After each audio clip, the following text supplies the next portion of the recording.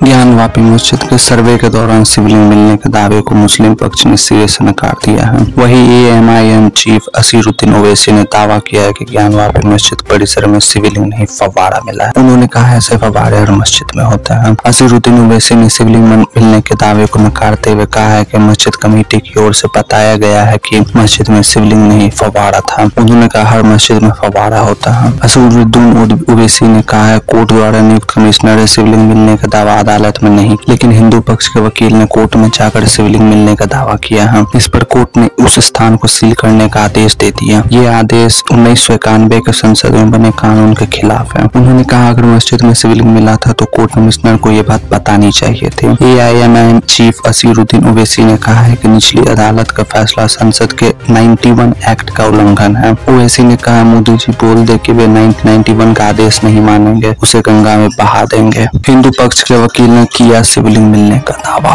वाराणसी की कोर्ट ने 17 मई तक ज्ञानवापी मस्जिद परिसर का सर्वे कराने का आदेश दिया था। आखिरी दिन का सर्वे खत्म होने के बाद हिंदू पक्ष के वकील विष्णु जैन ने दावा किया कि कुएं के अंदर शिवलिंग मिला है। इसके बाद हिंदू पक्ष ने प्रोटेक्शन के लिए सिविल कोर्ट का रुख किया। हिंदू पक्ष के दूसरे वकील मदन मोहन यादव का दावा था कि पानी हटते हुए विशाल शिवलिंग सामने प्रकट हुआ। उनका दावा है कि नंदी की मूर्ति के ठीक सामने मिले शिवलिंग का व्यास 12 फीट 8 इंच है। उधर कोर्ट ने शिवलिंग मिलने की जगह को सील करने का आदेश जारी किया है। वाराणसी कोर्ट ने जिलाधिकारी को आदेश देते हुए कहा कि स्थान को तत्काल प्रभाव से सील कर दें और किसी भी व्यक्ति को वहां जाने की अनुमति न है। इसकी जिम्मेदारी जिला प्रशासन और सीआरपीएफ को दी गई है।